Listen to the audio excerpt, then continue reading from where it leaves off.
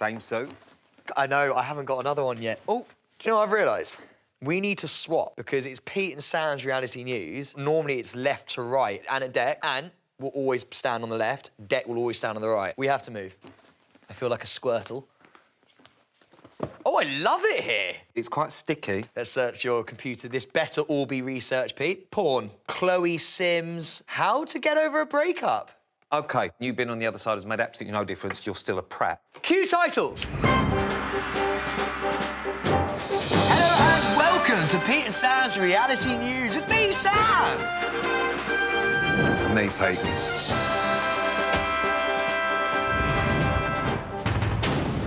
Welcome to Pete and Sam's reality news. This is the place for the very latest in reality TV. This week, we're going to be delving deep into the Harry and Meghan interview after they snubbed our invitation and went with some woman called Oprah. Yeah, it was probably our hard-hitting journalism that put them off. Steff Todd will be updating us on our reality bites again. And, of course, I'll be bringing you Prick of the Week, the only part of the show that anyone is ever interested in. And this week, I have a wonderful lineup of pricks just for you. Theo Campbell signs up for X on the Beach. Theo Campbell has signed up for the next series of X on the Beach filming in Colombia in June. What a shocker, a failed Love Island star going on X on the Beach. Theo plans to confront ex-Love Island star Kaz on the show. You know Theo, don't you? I actually have met Theo a couple of times. Nice guy. This is the first time in 6 weeks of doing reality news that you've actually known anyone personally that we've done a story about. So I actually spoke to Theo about Kaz. Kaz is lovely. He was definitely punching. Oh, I don't know, he's like a 6'5" Adonis, mate. Yeah, but he's 6'5" worth of a complete numpty. He said that he was really in love with her and they had an argument. He was like, fine, I'll leave. And she went, go then. And he got to the door and apparently turned around and went, really? And she was just like, yeah, get out. And never spoke to him again. Lee Ryan's expecting a baby with his Ariana Grande impersonator girlfriend. We like Lee Ryan. Yeah, with the city on lockdown, we can confirm that blues singer Lee Ryan and Verity Paris are due to have a baby. I wonder what our impersonators would look like. I very much doubt we are anywhere near famous enough to have impersonators. Yeah, you're right, we don't have any impersonators, but what I did do is get in touch with some agencies and they'd sent the most look-alike actors. I think you'll be quite pleasantly surprised. This chap, who looks stunning with his pink tie, he's 6'2", so he's a little bit off the height, but look at the facial bone structure there and the barnet. Yeah, I mean, he's far too good-looking to be a look-alike for you. He does also look like the manager at the local branch of Rightmove. The only thing worse than being a look-alike for Sam Thompson is being Sam Thompson. Well, I love my look-alike. Next up, we've got you. This chap here, he's got your facial features. He looks aged, but in the right way. Yeah, I mean, his face looks lived in. He's 5'2". Looks like he got dressed in the dark and looks like he was Frodo's mate in the Shire. Blue's Duncan James reveals he fell for a phishing scam. There's more Blue news this week. Duncan James has revealed that he was robbed of $5,000 after online scammers cleared out his bank account. So we actually did The Circle with Duncan James. Funny enough, he actually messaged me the other day. Did he? Duncan from Blue? Duncan from Blue slid in the DM. What he actually said to me was, just watch the first 2 episodes of The Circle. It's so fucking good. But why did you never like me? To be fair, Duncan is a really, really nice geezer. He's very, very good looking. He always smells good, but he is just too nice. Duncan, grow a set of nuts. And talking of The Circle, we've got an exclusive clip right here. Circle, could you please take us to our private albums? Right, let's start with holidays. I mean, the scuba diving one's quite cool. It says adventure. Yeah, but you just don't even know who that is. It's Rachel Riley. Maybe, well, that's a good thing. Nah, because I think people would just be like, really? Like, why would you have a scuba diving photo as your... Because it shows I'm adventurous, it shows I'm in a couple, it shows I can dance underwater. Can we go back to the bikini one, if we just have a look at that? I knew you were going to go there. Yeah, I mean, we're not going to use that, but lovely. Rachel, I just want to apologise on behalf of me and Sam. Sam was a disgrace. If I'd allowed Sam to actually speak on your behalf, we would have been out within a day. Emma Watson steps back from acting. Didn't know she ever stepped in. Can we get some sad music, please? Thank you.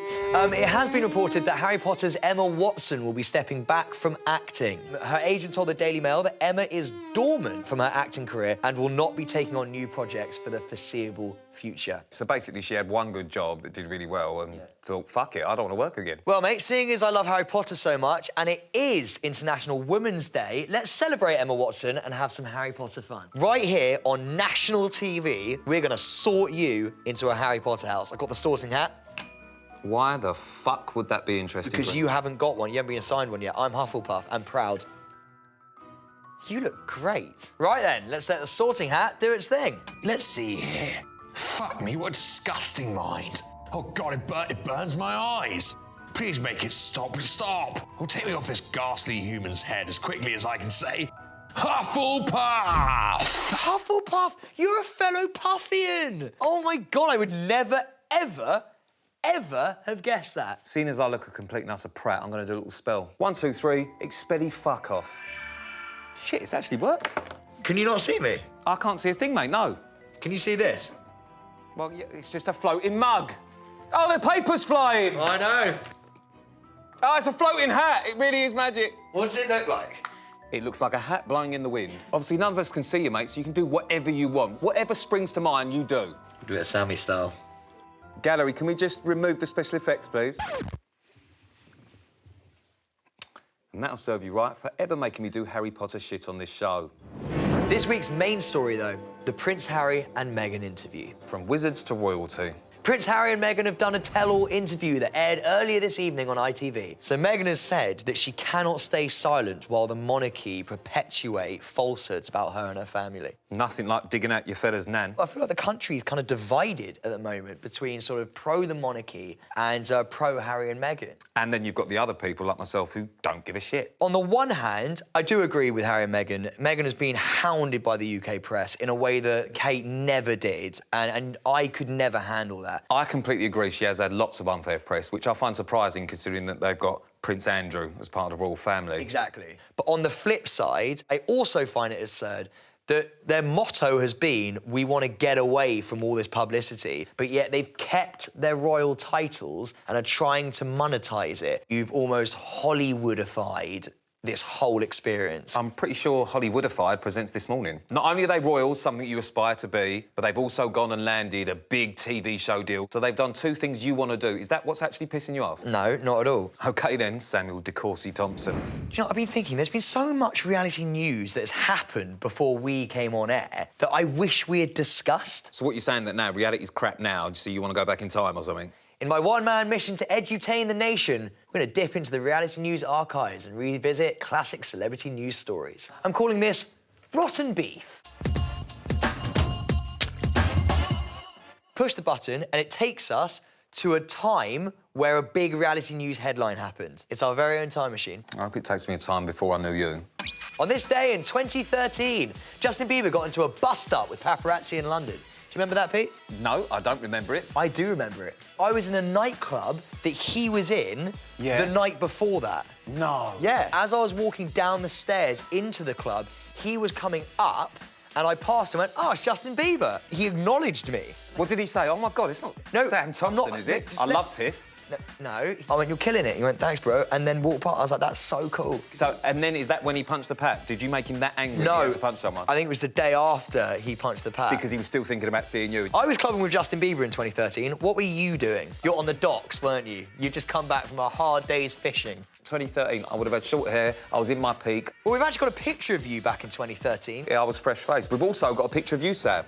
As you can see, teeth like a bag of chips. I hadn't grown into myself quite yet. Press the button again, see where we end up.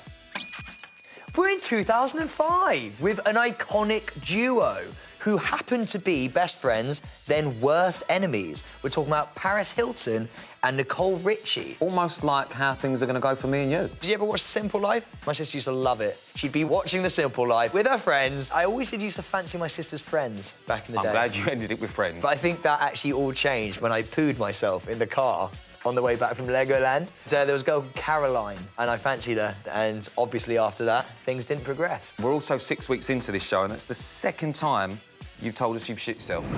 Now, we're all very excited by the latest government announcement for its roadmap to easing lockdown restrictions. With that in mind, we have our correspondent, Steff Todd, back to update us all on the plans some other celebs are making once the country opens up again. Nice one. Thanks, lads. Right, let's have a look at England's roadmap out of lockdown. Schools and colleges, they went back today. I can imagine parents this morning buzzing to get the kids out the door. Let's say Emma Willis, right? She'd be like, I'm really, really excited. Can you tell? She's on a high anyways today with the start of the Celebrity Circle. Oh yes, The Circle, tomorrow night on Channel 4. Yeah, we are. 29th of March, we've got outdoor sports such as golf courses and tennis courts reopening. Great news if you're posh. Our old friend, the Rule of Six, is back for meeting people outdoors. I can imagine Molly May giving it, oh my God, sorry, I'm just really confused. Oh my God, Tommy, did you know about this? Oh my God. And this is a big one. We have got April the 12th. This lot are opening. We've got pubs, restaurants, outdoor seating only, gyms, outdoor attractions like theme parks and zoos. It's a shit. All retail as well. Now, I tell you what, the queues for Primarks will be longer than my dark routes. Hey! Which is not a problem, because hairdressers are back soon, all the salons are open, get in. I can just imagine Katie Price being like, well, yes, it's like, oh, yeah, well, I'm going to go and get my hair done. Oh, and my nails, and my eyebrows. Oh, yeah. 17th of May, pubs and restaurants can finally open inside, thank God. Also, cinemas and theatres will reopen. Amazing news for performers such as Nicole Scherzinger, yes, honey, and Paloma Faith. I just think that's so fantastic. Like, to the point where it's ridiculous. And the big one, nightclubs. What a madness. The 21st of June does fall on a Monday night, but who cares? Book the Tuesday off work. Big gatherings will be back, and therefore Stacey Solomon will finally be able to marry Joe Swash and have a big bash for all their mates. Oh my God, I'm really excited. I'm gonna marry Joe Wicks. Joe Swash. Lockdown's gone right to me, with my life. I love the Molly May one. I fancy the pants off Cheryl Cole. So if you close your eyes and you do Cheryl Cole, will you have a moment? Honestly, Sam, you're totally my type. Oh, fucking hell, it's good, isn't it? But no one would ever do an impression of me, but I would want to hear it. I would want to hear it. She's not Welsh. Yes, she is. Sorry. You're not Welsh. Oh, you're Scottish. What? Oh, you're Northern. They take words out. Yeah. You're getting on bus, Yeah, you? we're getting on bus. Do you like chips and gravy? I love it. You love chips and gravy? Oh, I like chips and gravy, Yeah. mate. I love chips and gravy. No, Pete, Oh, you that can't was do it. good. Thank you so much, Steff, for coming back. Love Steff. It's Prick of the Week. Prick of the Week.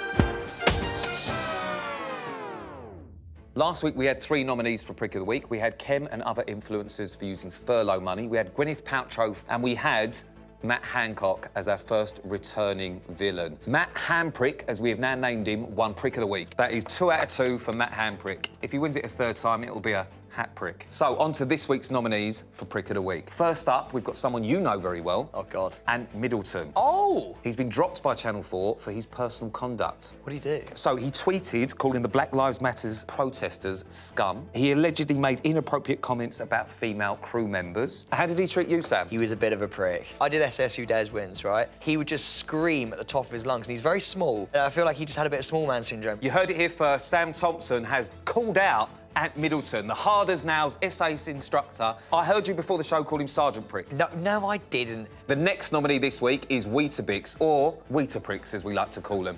We fell for the beans and Weetabix weeks ago, but we will not do it again, will we, Sam? This time they're trying to tell us that Weetabix and cheese goes well together. Absolutely not. Not a bad shout. And on a personal note, I spent years at school being bullied, as Peter Wicks rhymes exactly with Weetabix. Yes, there was a lot of serial bullies. And lastly, we have Lady Gaga's dog nappers. So this is the story that Lady Gaga's dogs have been stolen and the dog walker was shot. The dog walker is doing fine. Lady Gaga is paying for the medical bills. Lovely lady. And the dogs have been found. They were found tied to a lamppost following her $500,000 reward.